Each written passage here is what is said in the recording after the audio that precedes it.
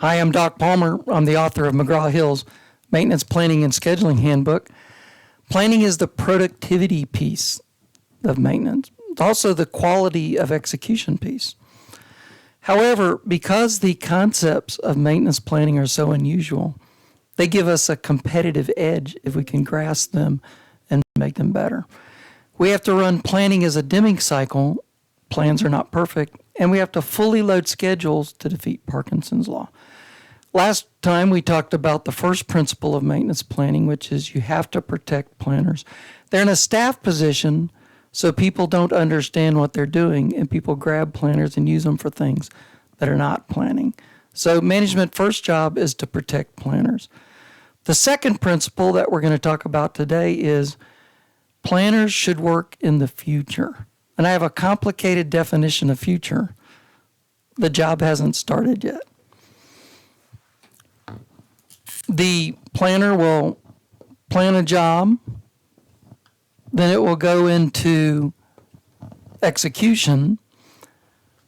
And then during the execution, we learn how the plan could have been better, and we give feedback back to the planner that updates the job plan. So we'll plan the job to send the mechanic out there with one gasket and a short ladder. The mechanic gets out there and realizes that they need 2 gaskets and a longer ladder. Well, no problem. They do the job right. They exercise their professional judgments with getting the second gasket and the longer ladder. They write that down on the job plan, and that feedback comes back to the planner.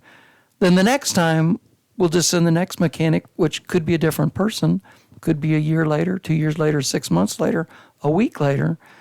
We'll send the next person out there with 2 gaskets and a longer ladder. That's how it should work. What happens is management has told the mechanics that now that we have maintenance planning, we'll never have to hunt for parts anymore, and you'll have everything right there for you. Well, nobody's perfect. And not only that, mechanics, craftspersons, electricians, instrument techs, they resent that somebody's going to be telling them how to do their job. But that's not what we're doing. We're just trying to give a head start. But management has said that we're going to tell them how to do their job. So when they get the job plan of 1 gasket and a short ladder, which wasn't correct, these mechanics, instead of figuring out the job and doing it correctly, they go beat up on the planners.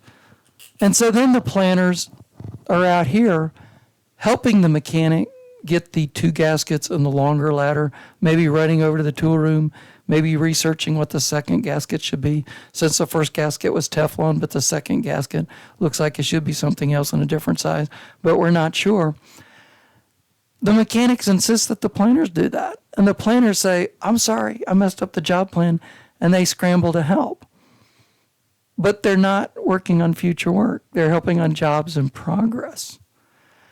So now they can't plan all the work. And because they can't plan all the work because they're helping jobs in progress, they apologize to other mechanics that they didn't get any plan, and they go help that mechanic on a job in progress, not the future, but in the present.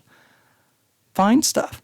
So what I call that is chasing parts.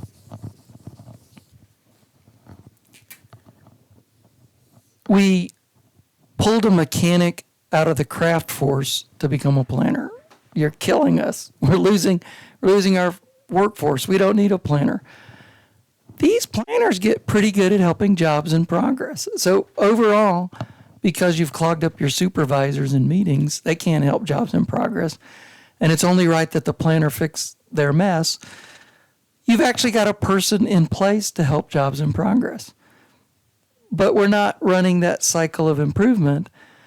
And forevermore, we're helping another mechanic figure out, well, we need 2 gaskets and a longer ladder. Can you help me out because you messed up the job plan? We're not getting better over the years. So we have to very painfully pull planners out of helping jobs in progress.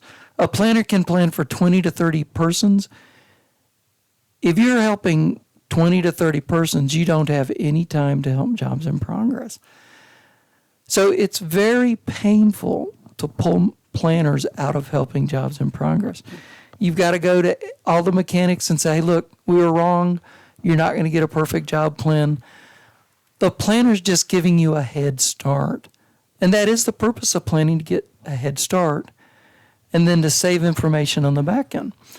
We want to get up here where now we know we need 2 gaskets and a longer ladder. This is not rocket science. But that's what we want to do, and it's very painful because we've set up planners that they're supposed to be perfect. That's not right. Dr. Deming was an American from Sioux City, Iowa, went to American companies in the 1950s and said, if you would admit you're not perfect, you could get better.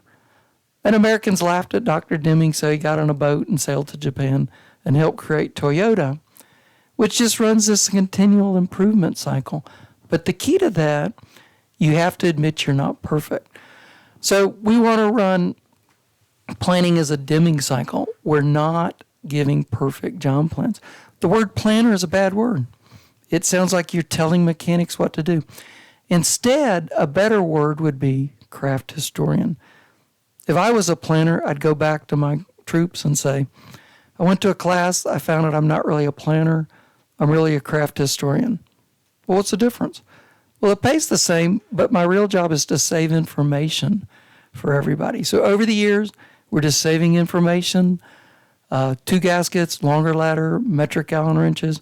That containment vessel has some sharp edges, wear gloves. That filter will work, but that's really not the correct filter. This is the better correct filter. And the other key to this is we don't want mechanics to blindly follow a job plan. They're professionals. We're just giving them the head start and saving information for them. At my power plant, we had this one fellow named Jim, and his passion at a power plant was sump pumps. For whatever reason, he likes sump pumps. But if you're another mechanic and you ever got a job on a sump pump, the first thing you would do is go find Jim and say, hey, Jim, I have a job on Unit 1 sump pump. Is there anything I need to know? Unit 1, Unit 1A? Let's see Unit 1A sump pump. Okay, well, let me look. And Jim will open his locker, pull out red line marked up blueprints, and say, sump pump 1A at that plant has a modified base, so you're going to have to take longer bolts. And then you'll say, thanks, Jim.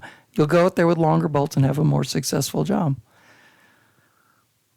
Well, shouldn't we be doing that as a company? Well, yes, and that's exactly what maintenance planning is.